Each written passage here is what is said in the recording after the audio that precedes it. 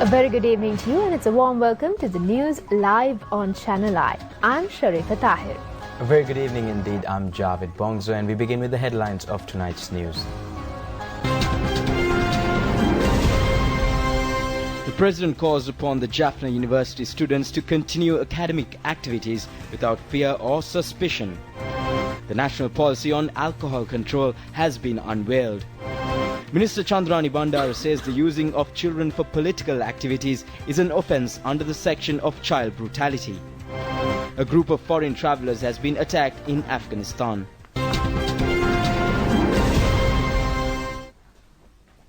We now move on to those and other stories in detail. President Maithripala Sirisena calls upon Jaffna University students to continue their academic activities freely without any fear or suspicion, as the security at the university has been fully ensured at present. He made this appeal to students when he met the Vice-Chancellor of the university, the academic staff, parents and the students. The meeting was held at the Presidential Secretariat in Colombo this evening. Attention was focused on the program being implemented to prevent the reoccurrence of clashes recently reported in Jaffna University and ensure security of university students. Vice-Chancellor of the University, Vasanthi Arsaratnam, noted that necessary measures have been taken to prevent the reoccurrence of such incidents at the university in the future. The President reiterated that the government takes the full responsibility on security of students. He added that action has been taken to create awareness on taking action in a sensitive manner at any instances among the police and security forces. A decision was taken to appoint a committee comprising of student representatives and members of the academic staff for the security of students in the university. Higher Education Minister Lakshman Kiryala was among those who attended the meeting. Thereafter, Jaffna University students held a media conference to brief journalists on the current situation. A Sinhala student said that the Jaffna University is being maintained as a fine example of reconciliation. We will be able to continue in the future as well. Following the discussions with the President, all Sinhala students will enter into an agreement to return to Jaffna University and continue academic activities. A Tamil student noted that they held discussions with the President. There was no question at present. Everyone is ready to continue academic sessions without any differences. He invited all Sinhala brothers to join hands with them. There was no problem for the continuation of academic sessions. A national policy on alcohol control was announced at a ceremony held at the BMICH in Colombo today. The aim is to prevent persons from alcohol addiction.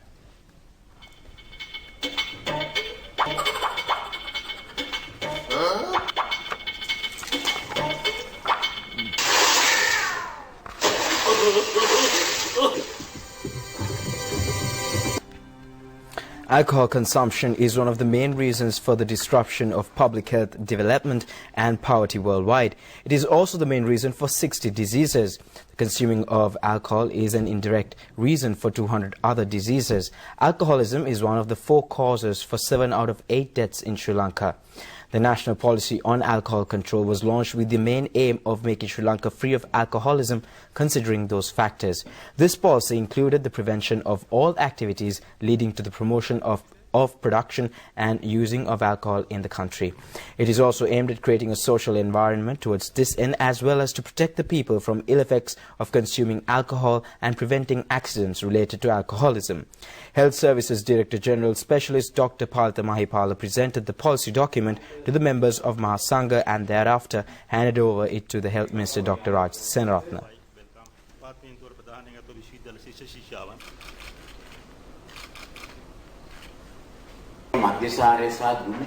Addressing the gathering, Health Minister Dr. Rajitha Senaratne noted that President Maithripala Sirisena has launched this struggle against alcohol and tobacco when he was in the health ministerial portfolio.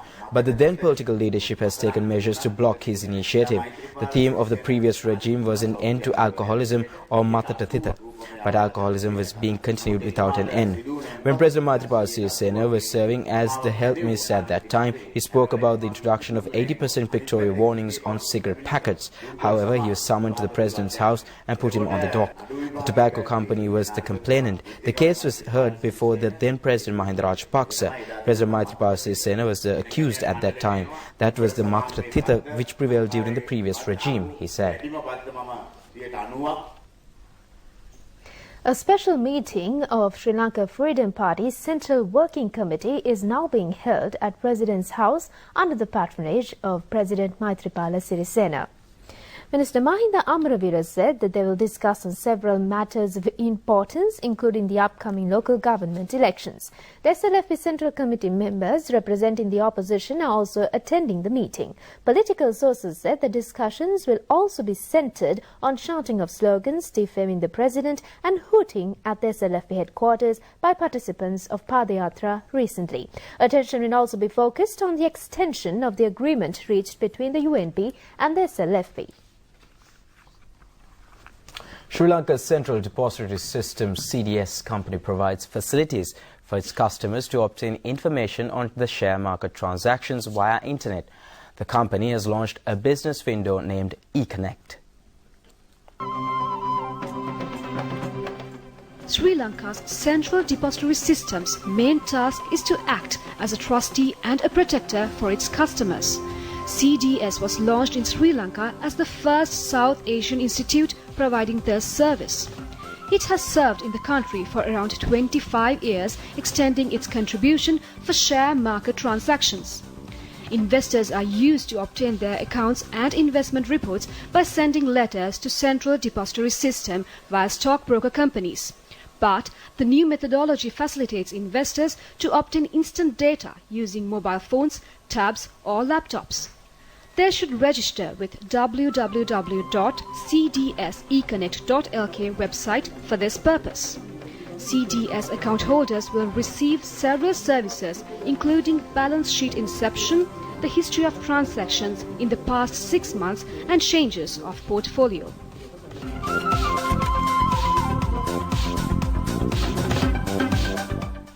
And so it's a well-regulated market with instruments coming in, new instruments coming in very soon. Not only that is enough, but we have to provide convenience. Now this is what is going to happen. I think the final objective of us should be, one day we should connect the financial systems with the stock exchange, and that's where we are leading towards. That becomes that much more easy for our investors because their money and in banks, but we can handle investments. Now if these can be joined together, that's the next step we should target, and ATMs, then everything will be open for them to do investment. This is the first step only. We can progress more and more, give more and more convenience. That is how a normal person, a busy person can come to stock exchange to invest.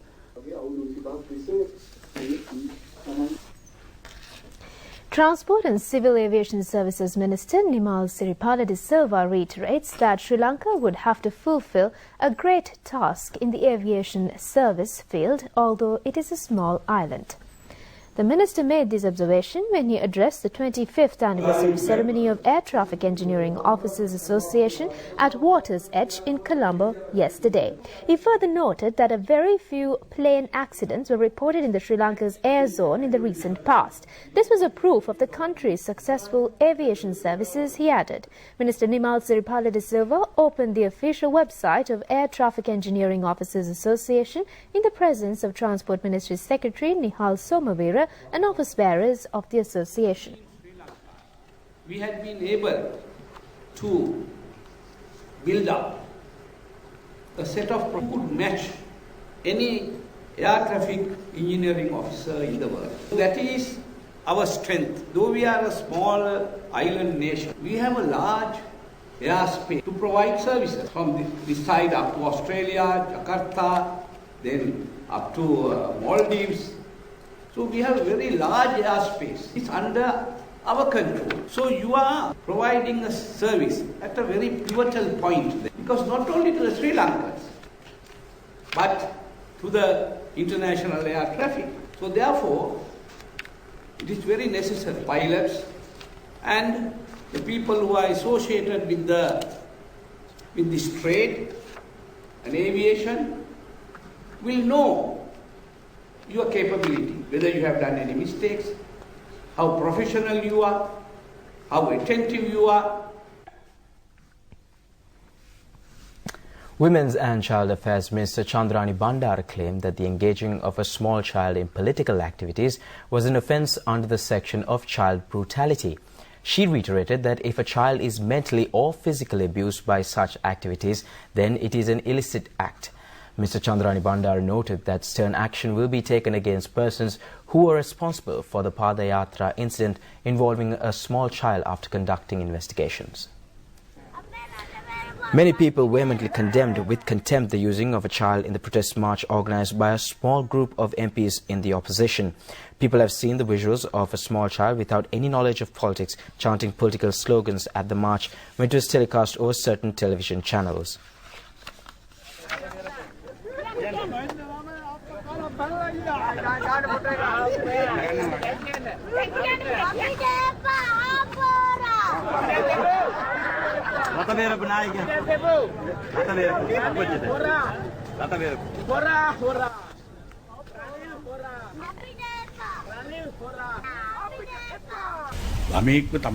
Former President Mahinda Rajapaksa expressed his views on this incident at a ceremony held in Abhayarame yesterday. He said that this child came with his guardians as they cannot keep him at home. Uttering of a small child should not be taken seriously. If they are going to file a case, then they should take legal action against the parents of this child as well, he added.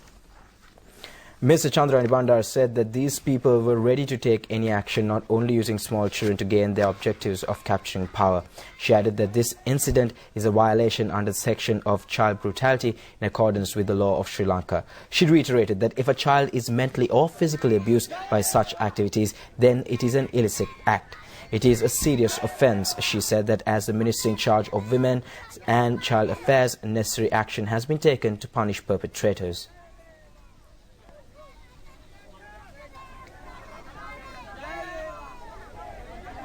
ළමෙක් දේශපාලනයට මේ ආකාරයට භාවිතා කරගන්නවා කියන්නේ අපේ ශ්‍රී ලංකාවේ නීතිය අනුව ළමා ක්‍රූරත්වය කියන ඒ කාණ්ඩයට තමයි වැටෙන්නේ. එතකොට එතනදී ඒ අනුව ළමයාව මානසික වගේම කායික හිංසනයට ලක් වෙනවා නම් ඒක අපේ නීතිය අනුව විශේෂයෙන්ම බොහොම තදබල නීති විරෝධී ක්‍රියාවක්. ඉතින් මෙතනදී අපි දකින්නේ මේක මානසික හිංසනයකට තමයි හා සමාන වැරැද්දක් තමයි කෙරලා තියෙන්නේ. කුඩා දරුවෙක් වුණත් පාවිච්චි කරලා ඒ අයගේ අරමුණ සාර්ථක කරගන්න පුළුවන් නම් එතන යන්න ඒ කටයුතු ඉදිරියට ක්‍රියාත්මක කරනවා කියන එක මේ හරහා Meanwhile, several organizations, including Sri Lankan Unity Association, the Foundation of Protecting Human Rights, Consumers and Employees Collective and Sri Lanka Employers Collective have lodged a complaint against this incident to the National Child Protection Authority today.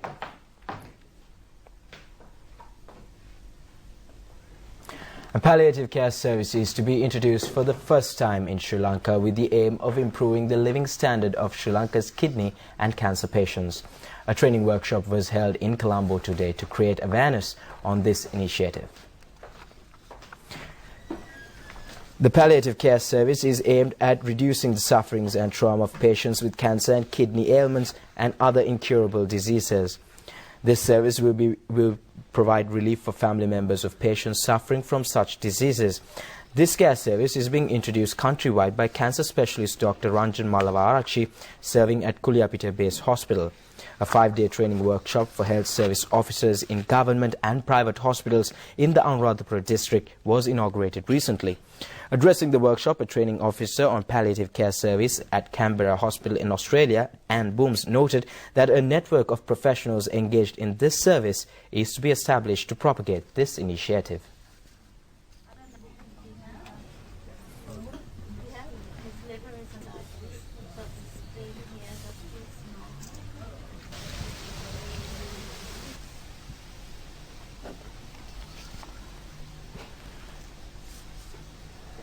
These people need increased support and need help. There are wonderful doctors around in Sri Lanka, terrific advocates for that. Everyone will look at certain stage of palliative care patients. So we should all be advocating for improving quality of life with our patients around the world. So in doing that, we need to create a network of palliative care professionals to increase this awareness. And we need to work together around the world to help these people. Unprotected rail gatekeepers service is to be streamlined shortly. Transport Minister Nimal Siripala de Silva disclosed that the relevant Cabinet memorandum was submitted for the approval of the Cabinet of Ministers with the aim of settling the wages problem of rail gatekeepers. A large number of accidents was reported at unprotected level crossings in the year 2013. The service of rail gatekeepers has been obtained as an instant solution to this problem. They were paid a monthly wage of 7,500 rupees from the financial provisions allocated to Police Department from the Treasury. There are 1,337 railway crossings countrywide, and of this, 882 had been protected by manually operated rail gates. Outsiders coming under the supervision of Police Department but not attached to the Department of Railways have been deployed to handle 688 rail gates. A mother and two daughters have died when a motorcycle in which they were riding collided with a train at the Andagala railway crossing in Ganewatta, Kurunegala as a result of the strike of rail gatekeepers yesterday. Meanwhile, protest demonstrations organized by rail gatekeepers was held near the Madhavachir railway station yesterday. They have demanded the railway authorities to increase their wage by 5,000 rupees by adding it to their basic wages while ensuring their job security. The protest demonstration was called off following a written pledge given by the Transport Minister to provide solutions to their problems. Transport Minister Nimal Siripala de Silva said he hopes to introduce a long-term plan for the setting up of fully protected rail gates in all unprotected railway crossings in the island. A decision will be taken at the next cabinet meeting considering his memorandum, which was already submitted, he said. The Transport Ministry will take necessary measures in accordance with the recommendations made by the Cabinet Subcommittee. The issue of increasing wages of unprotected rail gatekeepers could be settled following discussions with the Police Department and the Treasury. An international seminar to commemorate the 75th death anniversary of Rabindranath Tagore was held at the Center for Contemporary Indian Studies at the University of Colombo today.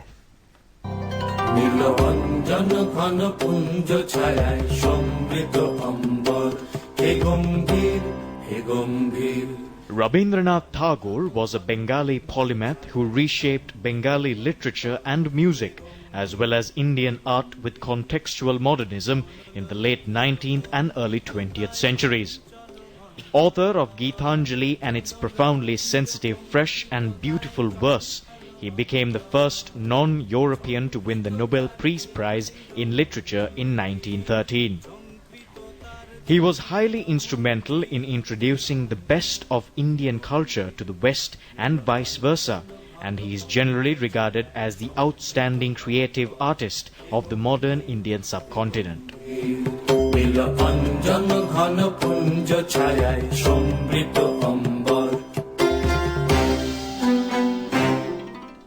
The 75th death anniversary seminar on revisiting Rabindranath Tagore's legacy was organized by the Colombo University Center for Contemporary Indian Studies in collaboration with the Indian Cultural Center. Director of the Institute, Professor Sandagomi Koparaheva, delivered the welcome address at the inaugural session. Professor Naini Melagoda, Dean at the Faculty of Graduate Studies, also spoke. As a visionary scholar and poet, Rabindranath Tagore established long-standing cultural relations between two countries and made a great impression on cultural and scholastic circles, providing a scope for people-to-people contacts between India and Sri Lanka. His visits and his extensive interactions with artists and literary personalities of Sri Lanka significantly contributed to the country's cultural renaissance, inspiring a multitude of artists, dancers and singers. He was an ardent advocate of cultural and social interaction between the people of India and Sri Lanka. Gurudev Tagore is fondly remembered and revered by a wide cross-section of Sri Lankans as a cult figure who exerted an immense influence on Sri Lankan art and culture. The reverence accorded to Gurudev in Sri Lanka is a reflection of his abiding legacy in the region as a whole. It is also a manifestation of the symbiotic ties that bind our two countries together. Hence, it is appropriate that we celebrate his legacy in Sri Lanka as we commemorate his 75th death anniversary. While Tagore was alive, his personality often made deeper impact than his writing, especially in Europe and America. His poetry in English was peculiar and had an exotic flair. Rabindranath's poetry has not yet been translated from Bengali into Sinhala. Only 2 novels have been rendered from Bengali, namely Gora and Chaturanga. May I suggest that this centre initiate a program to hone a translator capable of rendering Bengali poetry into Sinhala. This would be a real progress in appreciating Rabindranath Tagore. Dean of the In the meantime, the Tusker Nadungamoe Raja, entrusted with the task of carrying the sacred tooth relic casket at Sri Dalada Perehara, arrived in Ranwala Kagala from Moravaka in Nelumdeniya today. At the moment, the Tusker is resting at Dumbukola Mansion in Ranwala. It will arrive in Mavanala tomorrow. Nadungamoe Raja Tusker has been given police and army protection on the directions of the government. Amid reports that Donald Trump's White House bid was in turmoil, the Republican presidential nominee assured voters yesterday that his campaign remained strong and united. This is our segment on the U.S. election battle for the White House.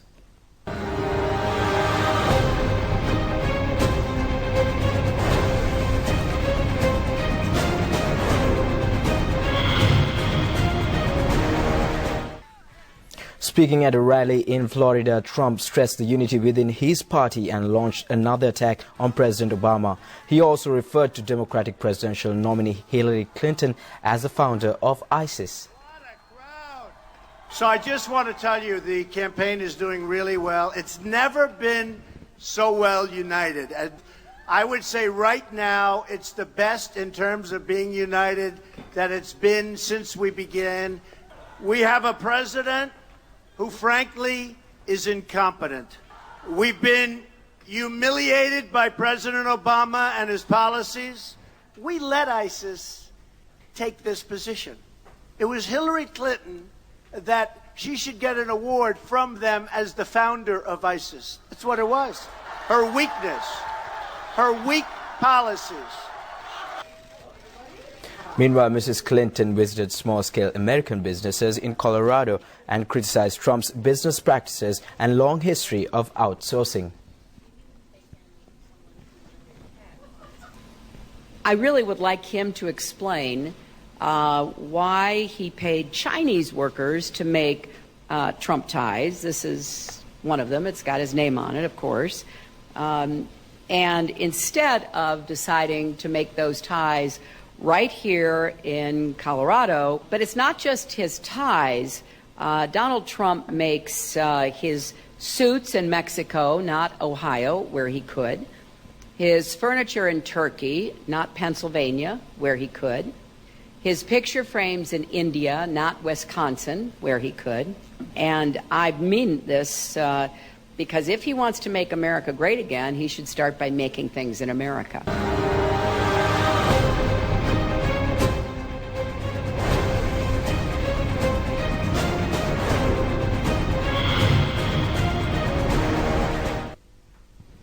From US to Asia, it's time for us to have a look around Asia in a minute.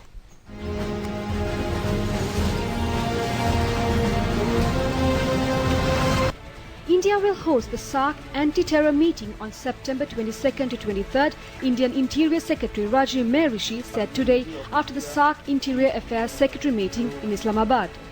Floods triggered by heavy rains continue to cripple life in several parts of India as many areas remain submerged underwater today, compelling state authorities to launch multiple rescue operations. China's Jade Rabbit moon rover has bid its final farewell and shut down after 31 months exploring the moon. It arrived on the moon in December 2013 in the Change E3 space mission. South Korean capital Seoul will limit the number of aging diesel vehicles on its roads starting next year as the country tackles rising air pollution. The Kanto festival in northern eastern Japan has started in Akita city, held to pray for bountiful harvest with bamboo poles and a lantern representing ears of rice.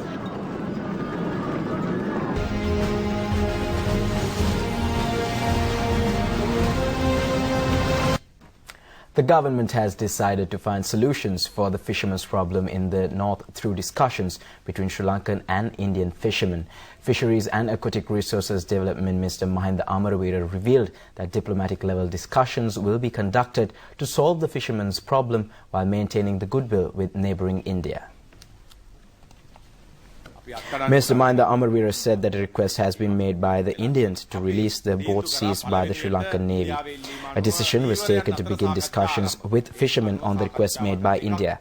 Accordingly, 2 rounds of talks will be conducted, one in India and the other in Sri Lanka, he said, adding that diplomatic-level talks will be held in India by a Sri Lankan team. They will enter into agreements on decisions that will be taken at these meetings. Ministerial level or personal decisions will not be taken except matters relating to the raising of living standards of Sri Lankan fishermen protecting their identity. We are conducting discussion to find out as to what actions should be taken to settle the matter while protecting the identity of Sri Lankans and the Indian fishermen while maintaining the friendly relations with neighbouring India. The Fisheries Minister further noted that the government is taking measures to propagate the Sri Lanka tuna brand name like the Sri Lanka tea brand. He added that the aim is to supply tuna fish for the foreign market in the near future following the lifting of the European Union ban on the country's fish exports. There is a great demand for the tuna fish in Europe. Measures have been taken to propagate Sri Lankan tuna brand name. Discussions with all exporters are now underway for this purpose. This initiative will help to establish the country's identity in foreign countries. Answering a question raised by a media journalist, the minister noted that certain MPs who participated in Padayatra had maintained relations with the United National Party. As part of its commitment to support sustainable economic growth in Sri Lanka, the Embassy of the United States of America supports expert American speakers and ongoing programs to encourage innovation and entrepreneurship across the country. Continuous outreach to students, academics and entrepreneurs will empower Sri Lankans to take advantage of the peace dividend and develop a more vibrant and prosperous economy, said U.S. Ambassador Atul Keshap. Last week, Samira Cook Gaines, a White House champion for change entrepreneurship expert, led a series of workshops and one-on-one counseling sessions for women entrepreneurs around Colombo, Kandy and Jaffna. Some participants travelled from as far as Kilinochchi and Nuwara to learn how to best grow their small businesses. And Minister Gayantha Karunatilaka today declared open the new UMP office in Chilau town. The UMP chief organizer of the Chilau electorate, Member of Parliament Shanta Sisira Kumara Abesekara, extended an invitation to Minister Gayantha Karunatilaka to open the new UMP office. State Minister Niroshan Pereira, MPs Ananda Alutgamage, Hector Apuhami and Asoka Priyantha were present. UMP membership drive was also conducted. Mr. Gayantha Karunatilaka noted that the national government is yet to complete 1 year in office. A small gang is making a challenge against the ruling party at this moment. They have boasted that they will bring hundreds of thousands of people to Colombo from Kandy to topple the government. We have seen the Padayatra without any slogan relating to the price of goods or public needs. It was conducted with anger and hatred. Small children were forcibly engaged in the protest march and they were forced to chant slogans. Norwegian Prime Minister Erna Solberg, accompanied with a delegation of 7, arrived in Sri Lanka a short while ago on vacation.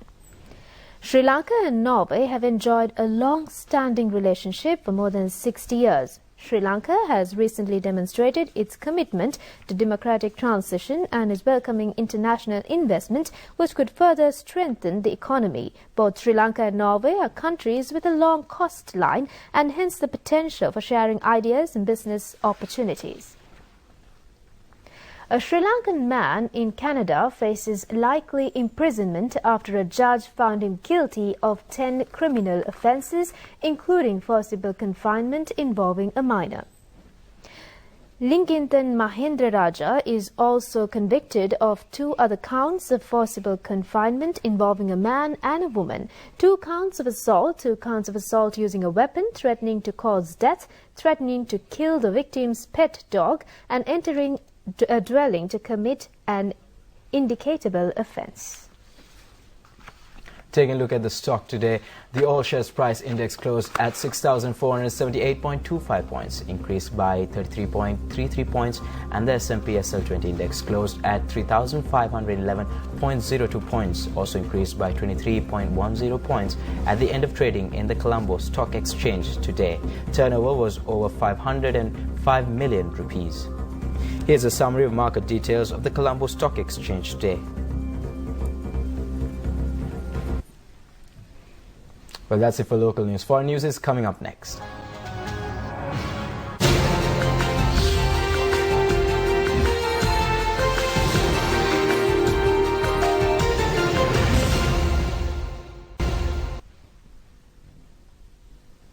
And in foreign stories, suspected militants attacked a convoy carrying foreign tourists in western Afghanistan, injuring 6.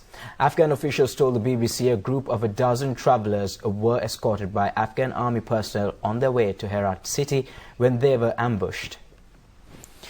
Jailan Farhad, spokesman for Herat's governor, told the BBC the tourists included 8 Britons, 3 US citizens and 1 German. Some travellers reportedly had light injuries and are in hospital. Afghanistan's main roads are notoriously dangerous, with militant attacks and kidnapping frequent. One Afghan driver was also injured in the attack. The identity of the armed men is unknown, although suspicion will fall on the Taliban, who have stepped up attacks right across the country. The ambush took place in the Shesht-e-Sharif district on the road to Herat city, and that security reinforcements have been sent to the area. We now move on to some international news from around the world in brief.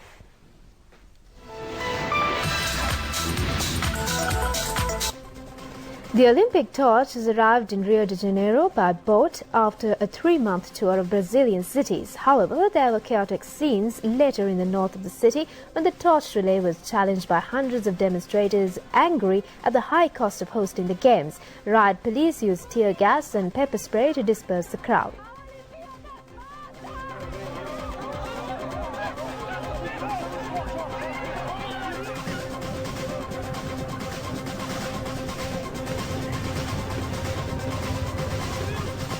A woman who claims her father has kept her locked in a caged room against her will in Saudi Arabia must be allowed to return to Britain, a UK judge has ruled. Amina Al-Jeffrey, who's 21, who was born and raised in Wales, was taken to Jeddah in 2012 and held captive by her father after Miss Al-Jeffrey reportedly was seen kissing a man.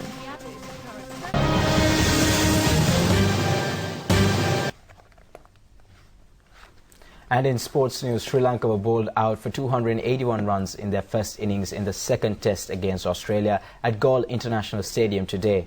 In reply, Australia made 54 runs for 2 wickets at close of play. Sri Lanka won the toss and decided to bat first. Pace bowler Vishwa Fernando won the test cap as the 137th player of Sri Lanka to play the maiden test match. Dimuth Karunaratne and Kaushal Silva opened the innings for Sri Lanka. Dimuth was sent back to the pavilion in the first ball of the match by Mitchell Starc. He took Kaushal Silva's wicket when he was on 5. Kusal Mendis and Kusal Janit Pereira staged the rescue effort, scoring 108 runs for the third wicket. Kusal Mendis scored his second half-century in his test career today. Kusal Pereira was out for 49. Australian pace bowler Mitchell Starc claimed his 100th test wicket, sending Kusal Mendis back to the pavilion for 86 runs. Skipper Angelo Matthews played a captain's innings of 54 runs, recording his 25th test half-century. Sri Lanka were bowled out for 281 runs in their first innings. Mitchell Starc took 5 wickets for 44 runs. Joe Burns and David Warner opened the Australian innings. Burns was out for a duck in the second ball of the innings of the bowling of Vishwa Fernando. David Warner was sent back to the pavilion for 42 runs in the last ball of today's play. Australia were 54 runs for 2 wickets in their first innings. Sri Lanka emerged victorious against Brunei in their 10th Asian Netball Tournament match today. Sri Lankan players staged an attacking display from the inception of the game. They led 25 points to 9 in the first half. In the second half, they scored 30 more points, winning the match by 55 points to 20. In another match, Hong Kong beat the host country Thailand by 50 points to 16. Singapore beat Maldives convincingly by 83 points to 6. Semi-final round matches will be played on the 6th of this month. 4 teams have qualified to play in final round matches. Singapore and Hong Kong have qualified from A group, Sri Lanka and Malaysia from the B group. And a quick look at the weather before we wind up the bulletin. The Met Department forecasts that fairly strong winds at times can be expected over the country, particularly over the central hills. Mainly fair weather condition will continue over the island. However, a few showers can be expected in the Sabaragamuwa, Western and Central provinces and in the Galle district. And that's it for tonight's news. Do watch us tomorrow at the very same time. Good night. Good night.